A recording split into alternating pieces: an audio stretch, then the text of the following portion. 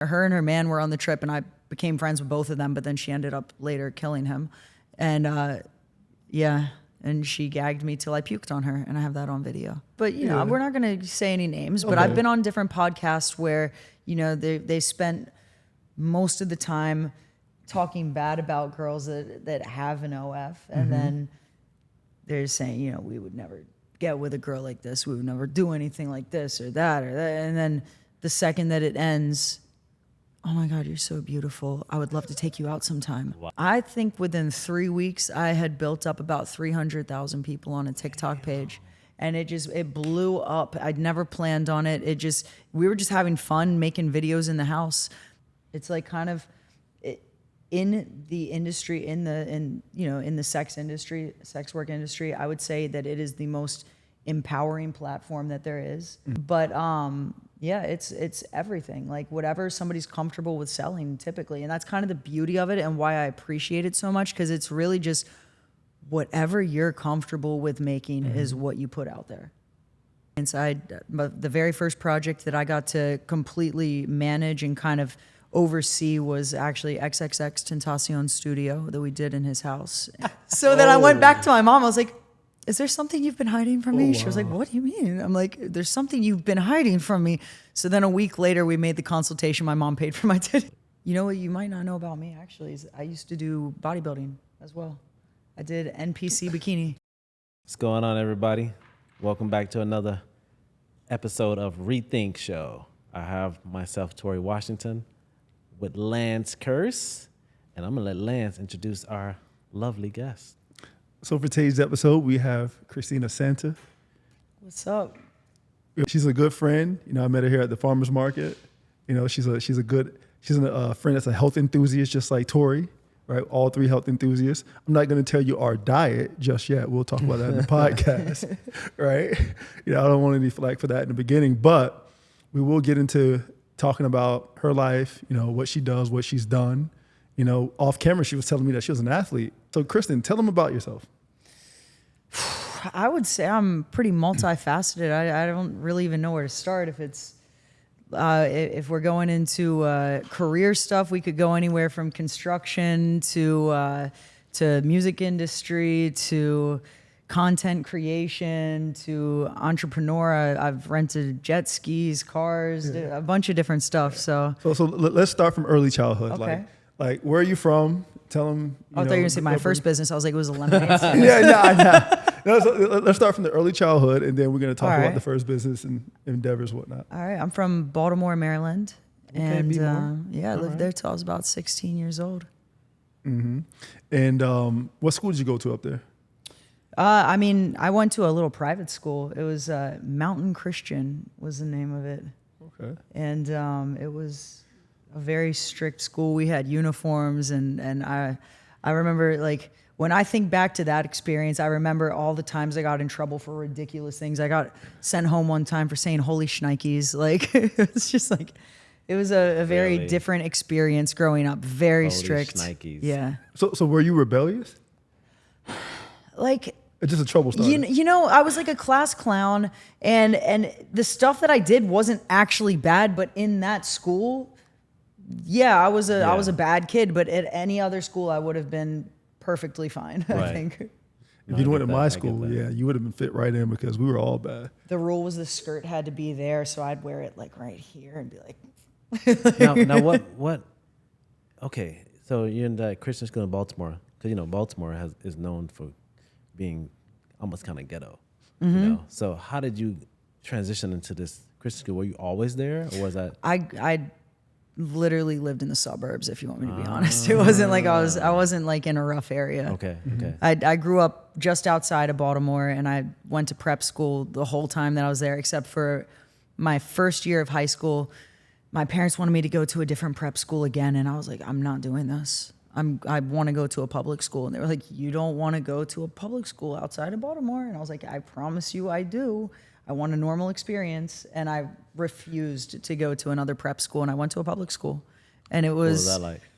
I remember the first day of school when I sat down, there was a girl it was in my homeroom, and she said the F word, and I looked at her, I said, shh, the teacher's right And she thought I was joking, and the whole class like thought I was hilarious because it was just like it was a culture shock to me. Like all the stuff that I would like do, it was like I was being so serious, and they thought I was just being silly. And then quickly I was on the track team. I did basketball. I don't know. I had a pretty good group of friends pretty quickly, and I actually very much enjoyed it. I thought it was way more fun than the private school. Yeah, because I think you also get involved with people from various different backgrounds, various different upbringings. Mm-hmm. You know, they're not just all kind of pushed into doing this thing one specific way. Exactly. You know? So, you know, and Lance mentioned earlier about, you know, knowing about your track field, you know. So you did track there, right? I did 100 meter, 200 meter, the 4x1, the 4x2. I did shot put. Let's go, girl. Come on now. I did a little Same thing. shot put. I did a little high jump. Were you fast though? Yeah, it was fast. How fast?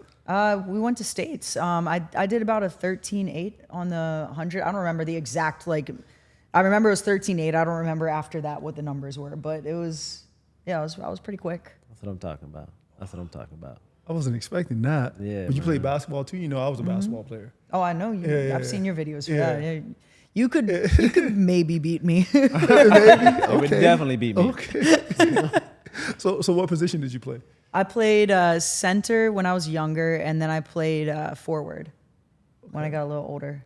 Did you have a jump shot? Were you nice with it? Were you? I was pretty good at ball handling, I would say. And I feel like as I got older, like, I don't know, I kind of lost my passion for basketball when I got into high school. Mm-hmm. Like when it was maybe by my junior year, I realized I liked track a lot better. But Yeah. I was pretty good with that. I had a decent jump shot. Okay. You weren't Steph Curry. No. My three's okay. Yeah. I'll be real. I'm okay. You were more like Shaq. I did get a buzzer halftime court shot in high school one time though, and that was, if I think back to my experience with basketball, that's the first memory that comes to mind. Buzzer beaters were probably the best shots. Yeah. I'm telling you, it's you remember that for the rest of your life. I mean, how could you not? I mean, that's like that emotional. And you said it was a buzzer beater. Did you guys win that? Yeah, we were already winning, but still, it was like, it doesn't matter. Like, you have the ball, it's like, And oh, you shit. do it? down. Right. And then it goes in, it was like, bro. Right. The whole rest of the season, everybody like, all right, pull a Santa. So basically, you would say that you were a tomboy growing Oh, up. still am. Still For am. my whole life. Yeah. Absolutely. So did you have brothers growing up, or cousins, or No. dad, or? No, I mean, not to like get morbid or anything, but I had a brother that passed away, and I feel like my dad kind of was like, I don't know, he kind of raised me as a boy, but he also did the same thing a little with my sister, but she didn't love it. For me, it was like Saturday mornings, let's go to Home Depot and build a birdhouse. Right. Okay, let's do a project. He'd include me in on it. He basically taught me to be a carpenter like as a kid, and I loved everything like that. I would get the saw out. I'd do it by hand sometimes. And then I got a little older and I could actually use the miter saw. Like I don't know. So is that what loved got it. you into construction? You know. That's what gave me a basis. And then I actually met a gentleman that goes by the name Chris Bentley, and he has a construction company, does recording studios, and I was like, how do I get involved in this? And so I kind of invested in the company years ago, and or like I invested on like some of the projects and stuff we were doing, and yeah, that was a really cool experience. But the very first project that I got to completely manage and kind of oversee was actually XXXTentacion studio that we did in his house. And Fellow Jamaican. yes, Yeah. I didn't know he was Jamaican. Yeah. XX. Yeah. Proud Jamaican. yes, I did not know He even that. has Jamaican music. He's got There's a lot. Yeah, one that called I don't Hot know Gal. about him. Yeah, I just knew like they were singing some song, and I was like, yo, I love that joint. I don't even know who sings it. And they were telling me that it's XX. I was like, really? Yeah. A lot of his stuff I didn't know. He got one with Vibes Cartel. oh yeah, The man that just get let off. Yeah. Yeah. Yeah. oh yeah. Yeah. Before it was Free Vibes Cartel. Now it's hey Vibes, drop something. Come on, man. Right. We ready for it? But I heard is he doing well? I heard he's not doing well. Like What? There's like something going on. I don't know. You probably just gotta like kind Easiest way out of of prison, man. Yeah, he's been locked up for a while. You wouldn't be well if you got out of prison I too, mean, right? look, if I have to go in there, I'm doing something crazy while I'm in there because, Well, he was making music in there too. Still, he was dropping. Lots of music. did they drop it? Like, I don't even know if this is how lost I am with what's going on, man. Yeah, you're over there being the best vegan bodybuilder on the planet. That's what you over there doing. You're being the best there ever was, you know? You know what? What's really interesting to me is the construction thing. Like, yeah, when I see construction, I'm like, I don't even know how you even get started with that type of stuff.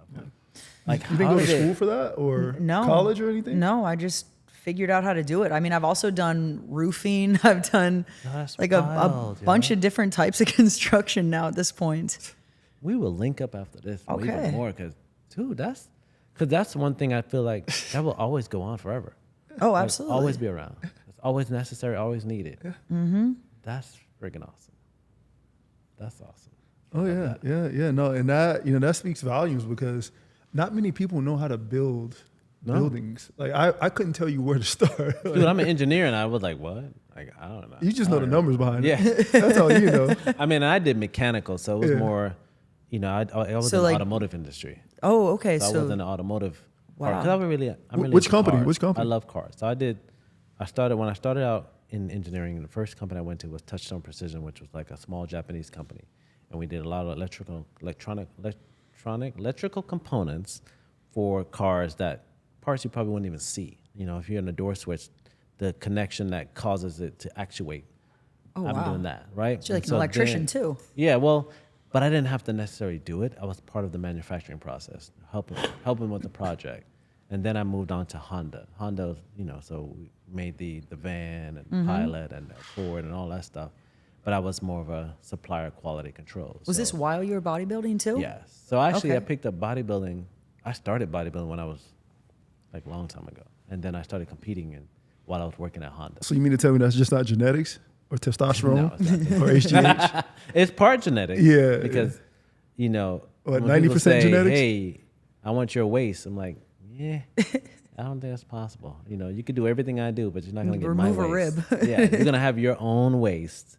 We could just make it look small. Yeah. But yeah, so, being a mechanical, I know, of course, I think industrial engineering is deals more with, I think, construction and building highways and things of that nature. Mm-hmm. So the fact that you're involved with that and you did studios for artists and continuously still doing that is phenomenal.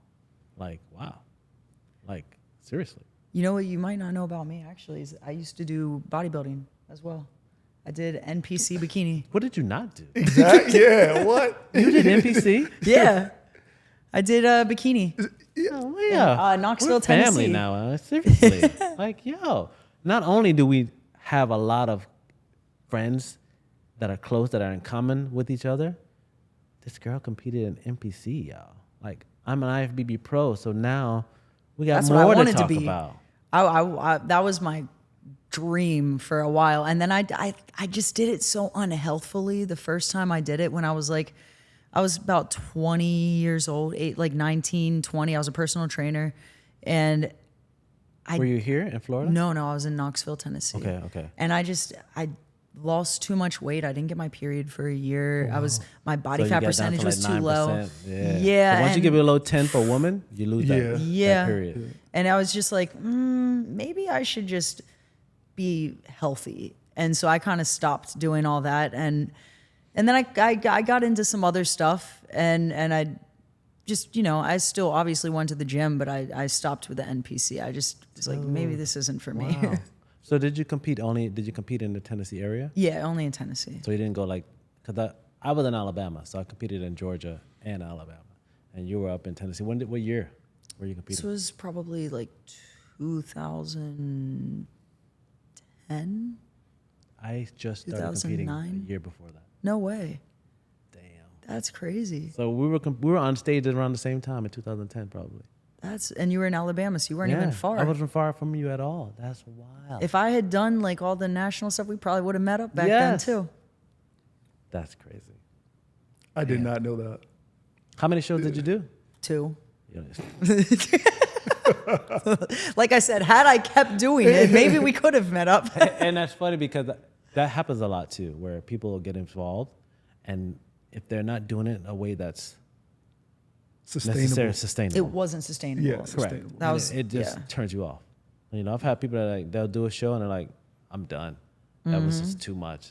And it mainly happens with women because sometimes if their structure calls for them to always have like thick legs or what have you, and they want to do bikini, because bikini tends to be the most presentable. It looks the best. You don't have to take the drugs and all that stuff.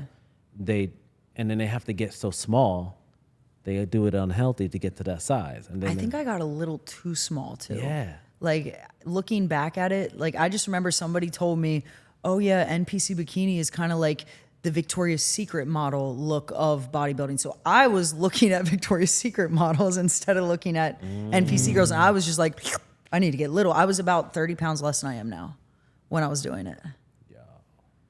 And it was too little. And they told me, this is actually why I got breast implants, is because they told me there was no way I could win without getting them done. And then by just a crazy chance, I happened to mention to my grandmother, I said, it's just not fair. I'm the only girl in the family that has small boobs. And she goes, well, your mother was about your age when she got them done. And I looked at her, really? So then I went back to my mom. I was like, is there something you've been hiding from me? She was like, what do you mean? I'm like, there's something you've been hiding from me. So then a week later, we made the consultation. My mom paid for my titties. How old were you? I was like 19. You know, and that's Like it's crazy 19, you say 20, that, somewhere in there. Because one of my clients here, when we first started, they said the same thing, but then she got a pro card without getting them done. And so it's possible, but you're right. That was like a big thing. Like you unless you have them, you're not gonna win. That's what the judges told me. They were like, it's because I had all you could see was like muscle striation. Like I was that. There was nothing. And they were like, yeah, you can't win looking like that, girl. And I was like, damn. Really? So pertaining to health, you say that you know, it was unhealthy the way that you were doing it. Were you taking anything at that time or? I would say the thing that made it the most healthy, I was doing it naturally. Yeah. I was not eating vegan at all. I was eating a lot of like, if I was eating something that was supposed to be vegan or whatever, it was like a Morningstar burger, or like something like just that I would never touch now. But the thing that made it so unhealthy for me is that I had workout bulimia, which is where, you know, I wanted to eat a lot.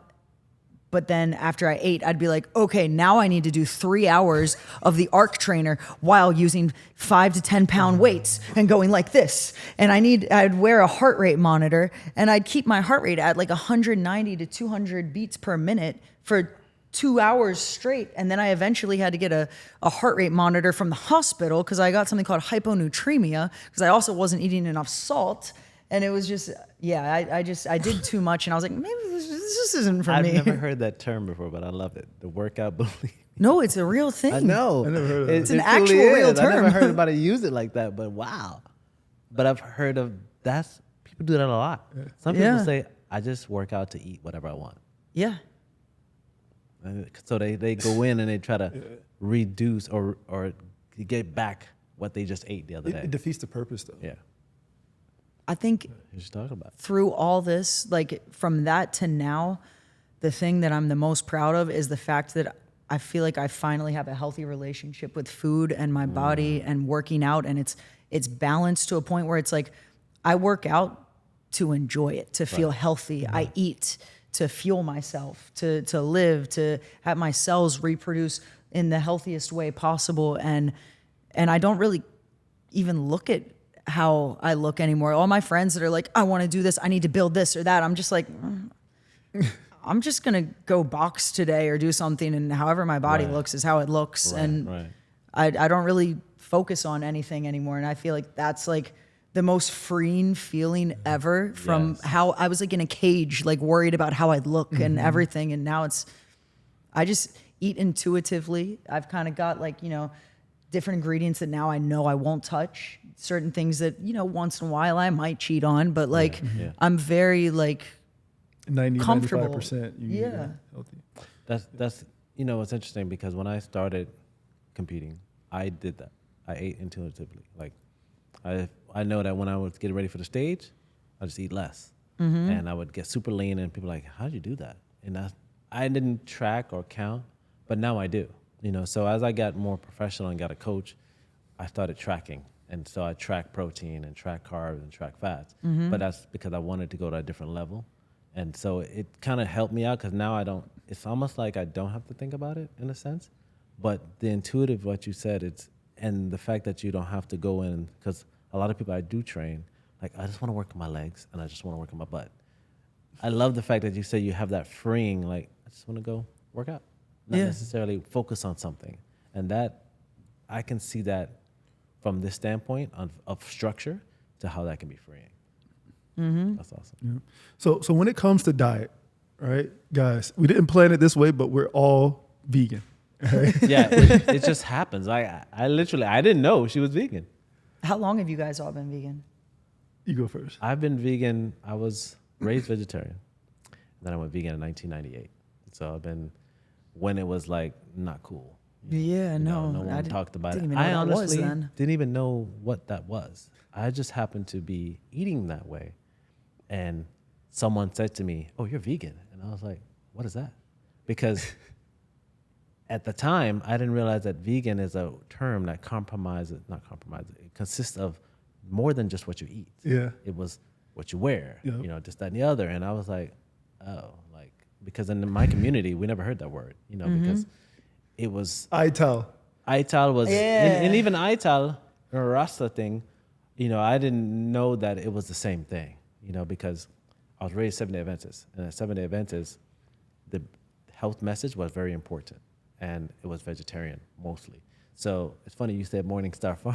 Yeah. That's what we ate the most because it was easy for us to get to. And Loma Linda and all these different products that were made for vegetarians, but they did contain egg whites. That's why we were vegetarians, because they had the egg whites to kind of help keep it solid in a sense, So so I've been vegan for, I guess, over 25 years. Damn. Yeah.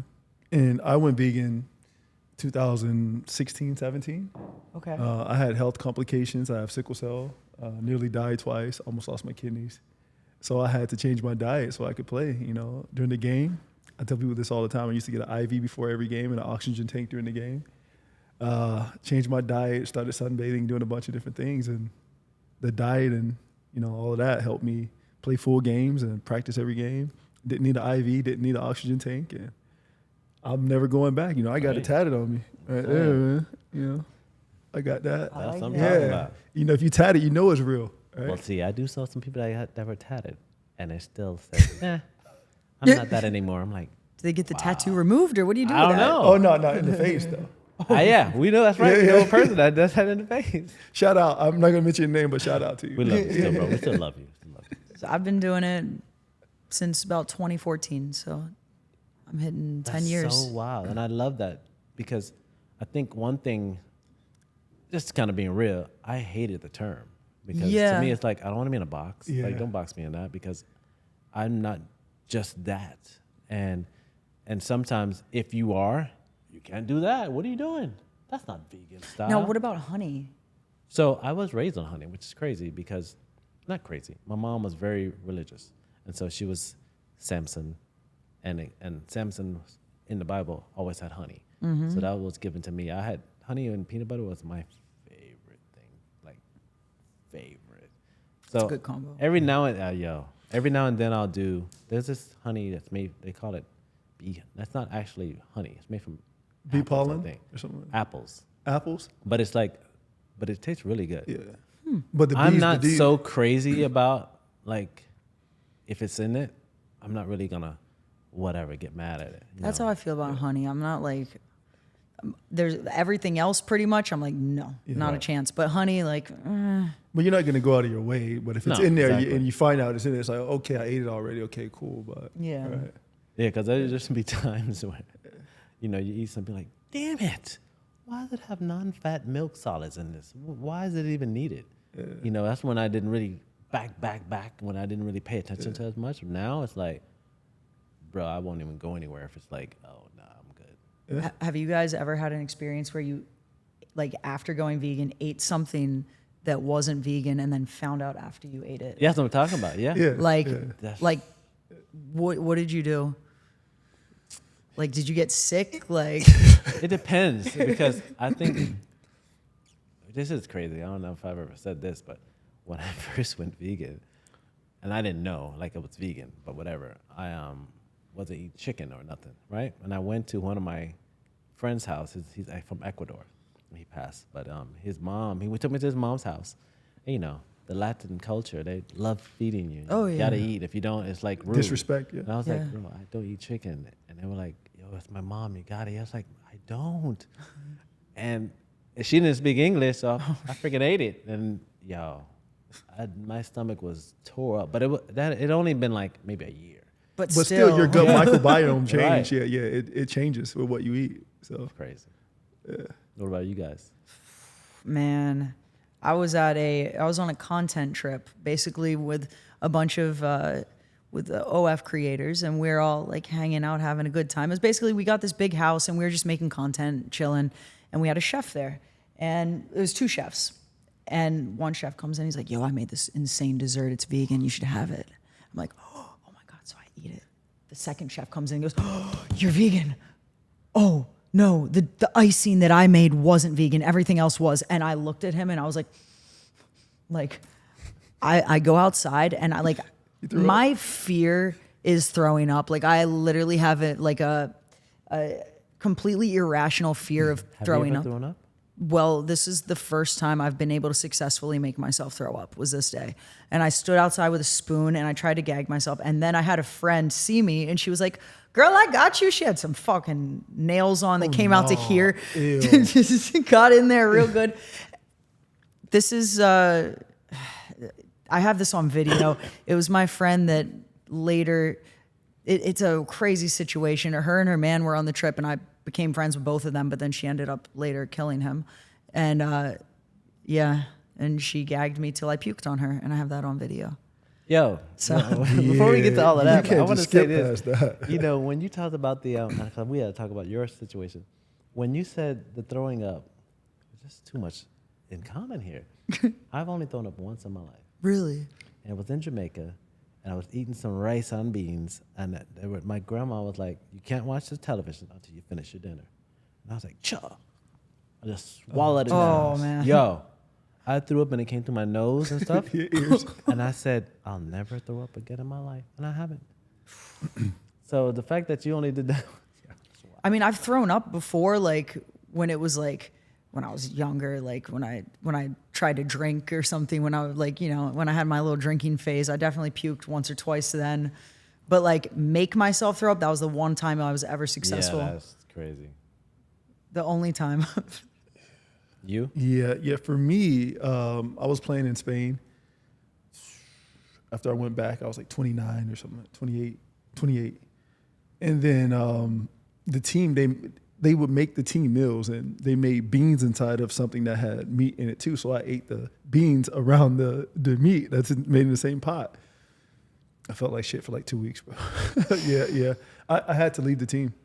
I actually left and came back to Miami, which I moved my ex-wife down here to Miami from Tampa, and then the next team picked me up. So I flew back a month later. Damn. So, yeah. You said OF. Mm-hmm. I don't know if people we know. What is OF?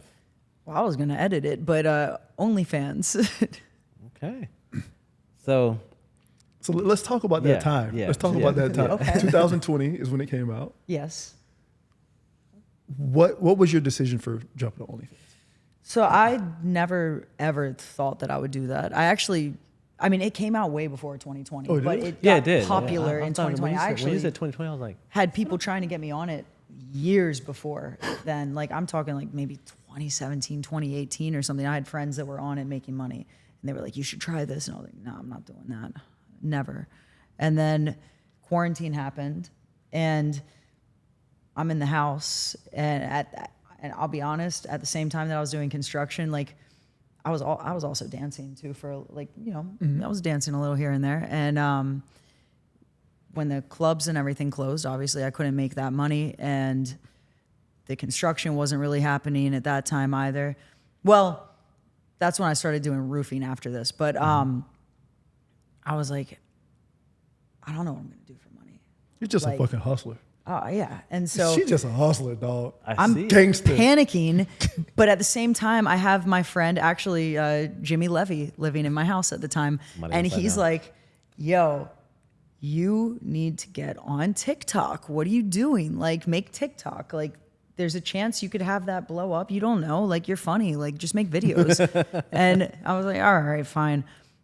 I think within 3 weeks, I had built up about 300,000 people on a TikTok page. And it blew up. I'd never planned on it. We were just having fun making videos in the house. And then, I had this audience and they kept commenting, making OnlyFans. And I was like, no, still not doing it. And then my money got lower and I had about, I would say at the time that I decided to make it, about 1.5 months of reserve money sitting around for all my bills and stuff. And I was like, maybe, fuck it. So I signed up and that blew up as well, did very well. And then I made a video on TikTok and said, hey guys, you should go subscribe to my OnlyFans, link in bio. And then my TikTok got deleted immediately. And immediately it was gone. Yo, I know the feeling. I was like, oh my God, I didn't know I created couldn't an do that. You got OnlyFans too? Yeah, I still have it. Hold on. What are you doing? Hold on. Time out. Hold on. No. Yo, Drop the link, Tori. Shit. no. Okay. yo. Let's I collab. was like, No. Hold on, Tori, bro. Did you make it as like playing around? Like, no, for real. Like, I wanted to do, I was like, I'll do some food and workouts. yeah. Let's collab. Yeah, Okay. that's what I'm doing on mine too. collab. I say you drug that. I say you drag that out, man. You say, because people do have it. So So it's safe for work. Okay. yeah. So we'll do an Yeah. intro video on No, yours, and then seriously. Yeah. And what I was saying is, I thought you was twerking on there, bro. I attempted to do, I put it on IG. Yeah. My thing went, I was like, what happened? They were like, yeah, you can't promote it on there. I was like, oh, I didn't know that. Yup.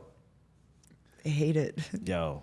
So you got deleted. Did you ever get it back? No, not that page. But I made another one, and that one also got deleted. And then I made another one, and then that one, my third or fourth page, I don't remember, is the one that I have right now. That's my main page, and we're up to 1.1 million on that That's one. good. Good job. But yeah, if I had all my pages combined, I'd have like over million. 2 million followers on TikTok right That's now. crazy.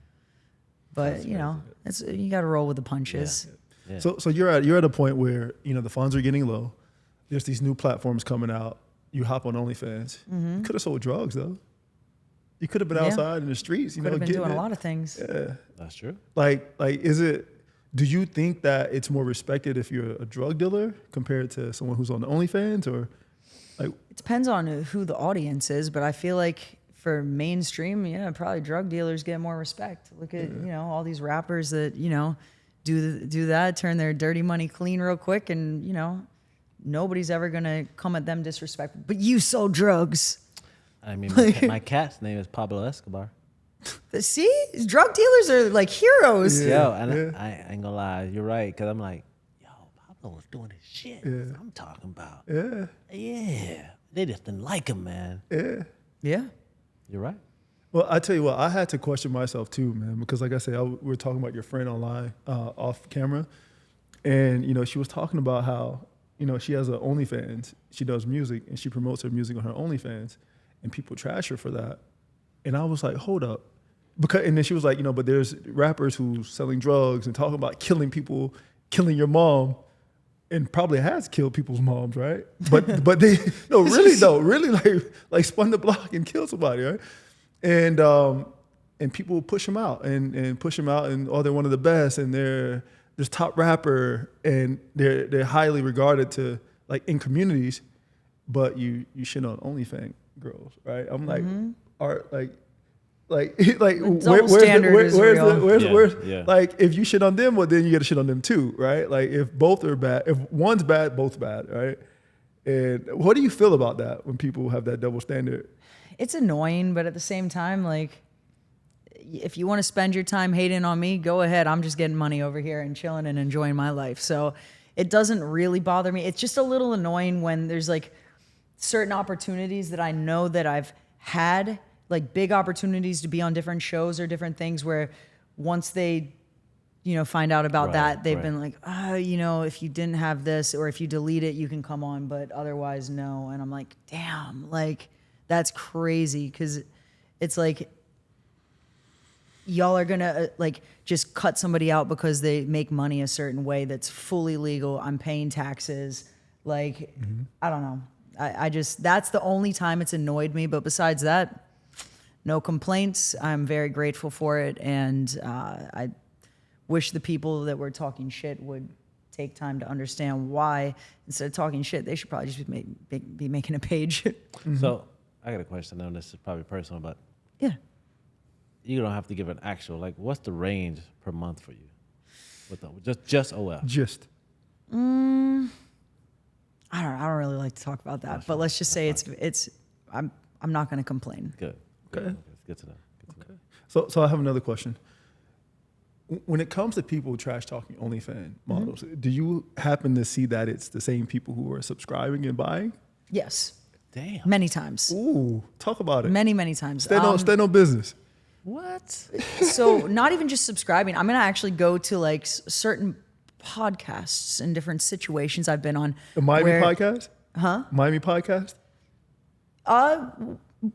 Couple of them, yes. Okay. A couple other locations, but we're not going to say any names. But I've been on different podcasts where they spent most of the time talking bad about girls that have an OF, and then they're saying, we would never get with a girl like this. We would never do anything like this or that, and then the second that it ends, oh my God, you're so beautiful. I would love to take you out sometime. Wow.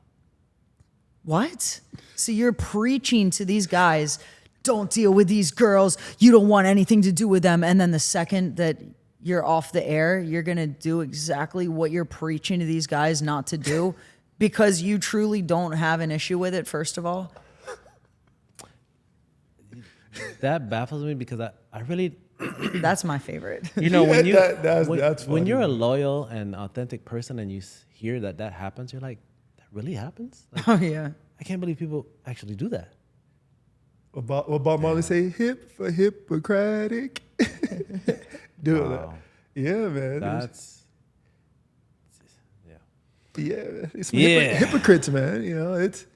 It's preaching one thing and not living it, right? Yeah. It's... But I mean, that's like out in the open, like bam, like you are clearly telling people this one thing and then doing the other. Well, you got to make money. Live two lives, right? I mean, I know. I guess that's. I guess I can agree. Get with that. how a guy might not want to date a girl that's doing scenes with a different guy every day. I do get that. Yeah. But like, if she's just making content like with herself, maybe with another girl here and there, like, how about instead of sitting and complaining about it, why don't you just enjoy the video? Like, Or don't watch. or don't yeah. watch. Or don't Like, watch. Like, if that's not That's what you kind of do, like when you go just to don't a watch. post and you don't like what they're saying, you gotta comment. No, don't comment. Bro, Just why? just move on. just why move on. waste your time? Yeah, I don't understand. But I don't care. I love getting negative comments because that's like, to me, I'm like, you're that much of a fan that you're gonna Wow, take true. time out of your day and give me attention. True. Thank you so much. And I'll write back on it. I'll be like, thank you so much for taking your time and boosting me in the algorithm. I love you. Like, I a good love idea. I never negative thought to do comments. So I always say thank you for the compliment, but now I like that one better. so You're helping me. So do you think it's majority men or women giving you negative comments? It's mostly men. Yeah, I was gonna say Definitely mostly men. I see it. Like when I'm looking, it's mostly men. It's The women are supposed Online? OF detected, I thought opinion that's rejected. a woman's thing to be online commenting. So men are out here hating on women? Correct. It's mostly I'm men, out. yeah. because you gotta Oh, think no. about it. Now, They're, that's very feminine. yeah, That's very feminine. Oh, man. What? Yeah. Because you get money. yeah. I think it's like a bit of a jealousy thing. Like they think it's easy money, but at the end of the day, I mean, once you have an audience, that part of it is technically a little easier because, you know, you're talking to a couple people on there. You're sending a couple videos. They're taking care of you. You know, you have your people, your friends on there that you make through there, and they, you know, they take good care of you. But like you're 80-20. But here's the thing. If it was so easy to get an audience like that, everybody would be famous. Everybody would be popping. Everybody would be getting money in social media. It's not that easy to get an audience. It's really not. If it was, trust me, everybody would do it. Yeah, like the hard part is getting the people on your page. I only have one fan. A daily job with no blueprint. And I know because I've talked to people that say, man, it's not what it seems like. You have to work at it. And I was like, yeah. It's just fun work. Yeah. But it is a daily grind to make viral content. Like you're literally waking up every day with, there's no real structure to it. Like you could do whatever you want, but like just understand that it's you versus the rest of the internet that day, like for the attention to make the money from it in a way. Because there's only so much attention in. Yeah, there's only so much attention that each person can give to somebody. So you have to make something that's going to get people's attention. Yeah. Oh, wow. So it's an attention game out here, man. Like, I guess that's what a lot of guys may be jealous of, the attention that you can get that they can't get because And the money that comes with the attention. I would think, like, if you go to a physical building, like, you know, you said you used to dance, you go there, without you, she's not going to do well. You know, so the attention, and there's multiple in that room, right? Giving attention. And there's some that's everybody's looking for the attention. But on there, it's not really up to this one person. You know, he's just paying to see it, but she can get viewed everywhere, like all over the world. But in this building, you're stuck in this building. So that was like a power thing. Like I can come in and like, yo, give me 10,000, you sit here next to me. You know, and that's it. That she just got that 10 from you. So that's power. There's no power. There's no control. He can't control what she's doing. She can do whatever she wants. So I have a quick question. You know, I never pay for an OnlyFans subscription except for except for I was trying to hire someone to work for my company. Pretty attractive girl. I'm like, she has it, right? What'd you see? No. And I went on and I was like, you know, what does she have? Like how what is it? And she was just in bikinis. Yeah. You know, twerking. You know, and I'm like, I live in Miami, dog. I see that every day. Yeah. All right. So my question is, what are are there tiers? Are they like full on like sex porn stars? Of course, yeah. On OnlyFans, like full. Of course. So from that down to just fully clothed, it's like the whole spectrum is there. Yeah. It goes from, you know, you've got not safe for work. You've got people cooking on there. You've got athletes literally giving personal training sessions on there. You've got like, that's true. I've seen that. You've got everything. Literally anything that you can sell behind a paywall is what's on there. So it's not all that. However, I would say that's probably 90% of what it is. But it's everything. Like whatever somebody's comfortable with selling typically. And that's kind of the beauty of it and why I appreciate it so much, because it's really just whatever you're comfortable with making is what you put out there. Oh, wow. It's like kind of in the industry, in the sex industry, sex work industry, I would say that it is the most empowering platform that there is, because other ways that people were working before, they're being told, do this, do that. They're not even keeping their own income with this. It's, you make what you want, you put it out there, and you keep your money. Of course, they take their little cut, but, keep it. I'm so grateful for what they put out there. I'm not even like, I don't even think about that. Like they can happily have their cut. Right. So another double standard. So people hate on OnlyFans, but they don't hate on strip clubs. They're not marching around in front of strip clubs. Close the strip clubs. They used to. They still do. Really, they did? I didn't know that. Yeah, there was. Like when? There was plenty of times when they would go into a certain, want to put one here or some in a specific area, they would march and try to get it closed down. There's plenty of that. That's happened a lot, and I think that's why the ones that are still around stay around, because they were in a good location. They didn't have people worried about it being too close to a school or something like that. Because that used to be a big thing, where what is it close to? Because that would it degrades the area. Yes. You know, it was like growing up. Like I'm from Fort Myers, Florida, so growing up, it was like a rite of passage. Like, oh yeah, I went to the strip club, bro. like my cousin took me for the first time. I was like, I'm not gonna say my age, but yeah, he took me, and you know, I'm like, okay, cool, all right, it's a vibe, right? Music, it's like a club with dancers. It's more fun than a regular club. Like, I don't care what the situation is. I will always prefer to go to a strip club. The music's not as loud. One. Right. It's, you know, it's more of a lounge feel. Yes. And then there's also beautiful women. Correct. Like to look at once in a while. And then it's chill. transactional. It's just, you go there, you know, toss a couple of dollars here and there. If you drink, you drink. You could chit chat with your friends, and then you leave. That's it.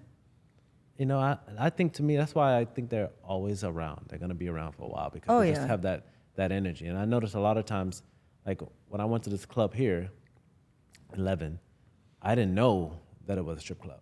Because I was in there like, oh, this is nice. It's like, and then you see that center stage. why people were dressed like that? Like, I'm just saw these sprinkled girls walking around in certain outfits. I'm just like, oh, this is a strip club? They're like, yeah. I was like, this is a vibe. It's totally different. It had like a club atmosphere, but it was also a strip. And then you're right. Every now and then they do that center stage thing, and then the girls go around and stuff. You're like, Throwing a little couple dollars on there. But it had such a vibe that they just decided to, because I know for a while in the past, strip clubs actually were starting to become like a regular club because people would just go just to vibe, not necessarily go there to watch dancers. Yeah. Even though that's there, they would just go just to hang out.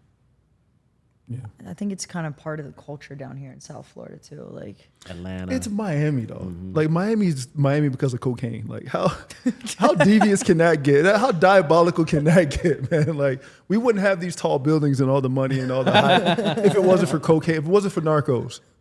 that's true. Right? we Like, just talked about that earlier. like it's selective morality. Maybe Like, that's what- why they get more respect than OnlyFans. Yeah, right. Yeah. Because they built the city, right? You're right, OnlyFans you're right. We women did built not this build the city. city. If y'all built the city, Hey, I did. it's not I enough built for a you couple though. studios in the city. Okay, all right. all right. Yeah, do it. A couple studios. Come on. A couple roofs. Yeah, man. If y'all built the city, I guess y'all get respect though, man. Like you gotta. I got to get a couple more of my girls in construction. Yeah, We're gonna see? take back our Listen, respect. That's actually See a good now one. you thinking. That's not a bad idea. Yeah. Yo, well, how would you feel if it was like a bunch of bad bitches and they were like, "Hey, we want to build you a house"?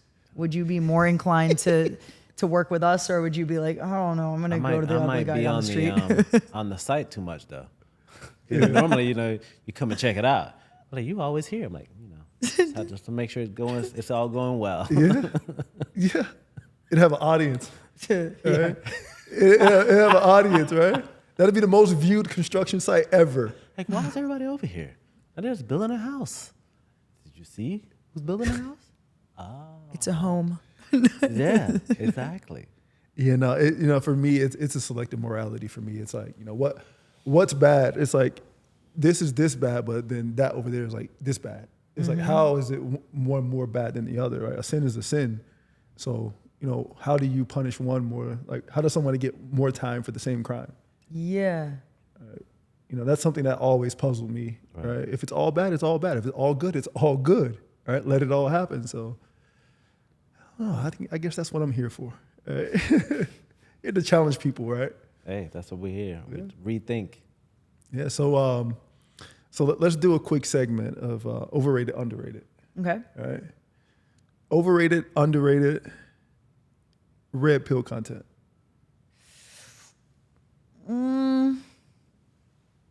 Overrated now. I feel like they're taking it too far sometimes. Yeah. Yeah. Was it ever properly rated or underrated? I think before it became like a bashing of women, it Yeah. was good. Now it's kind of like this like sex wars thing where it's like men are better than women. Like we're just, you know, women are women, men are men. Like we're not supposed to be like competing in a strength contest or like the way that they do it. It's like, no, women are supposed to be feminine. Men are supposed to be masculine. Like obviously there's people that are somewhere a little bit in between too, but like, I don't know. I think that it's become something that it shouldn't be now. It's like putting the sexes against each other versus like making us work together and, you know, make society better. Yeah. That's right. You think they're doing the government's job by separating divide and conquer. They're helping out for sure. I see that. You got No, underrated, overrated. I'll let you take these. Overrated, underrated.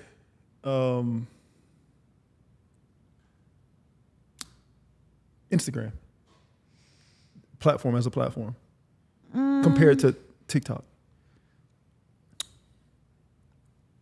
I mean, it's rated. Mm-hmm. I don't think it's overrated or underrated. I think it's just properly rated. It's properly rated. Yeah. Yeah. You can make the most of it if you use it properly, but Right.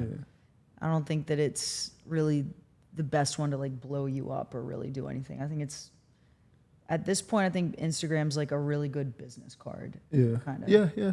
That's what it is. Or a dating site. That's what a lot of people use it for. Yeah, That's that's true. all. Yeah. Actually, Yeah, they just mingle. my DMs are crazy. 50% men, 50% women, or what does that look like? 90% men. 90% men? Yeah. Oh yeah. Okay. I can see 10% that. women, okay. I see that. All right. So by you being bi, you got a whole range of selection. You can do whatever you want to. You can play all the games. I don't think most men mind that either. Okay, yeah. A plus for most guys, I think. Yeah. Okay. So let's wrap this up. Torre, let's lead us out. Lead us out. Oh man. But by the way, thank you, Kristina, man. This is a great podcast. Oh yeah. I feel like you came on, said what you had to say, and it's important to hear your perspective, right? This is the Rethink Show. This isn't something where people are supposed to shut up and everyone's supposed to listen to them. It's like, hey, let everyone talk. Right. Let everyone have a platform, right? We can't blackball people without them saying their side. And I respect you for coming on and talking to us. No, thank you for having seriously. me. I enjoyed it, and I think it was a positive conversation, and maybe it'll make people rethink a little Yeah. bit. Absolutely. And on that note, it's kind of really, really important to recognize that, anyone you see on this program is someone that should be respected without a doubt, because my first time meeting her in person, and we have so much more in common. We definitely have to do a part 2, part 3, part 4. Who knows how far it can go, because with Kristina on here, you never know how far you can go. So with that, we thank you for being a part of our Rethink Show. Lance, my compadre, mi co-pilot, we are here and we'll always be here. Thank you for having us. Yeah. We out. Yo, we could go more and more. There's so much more we can talk about.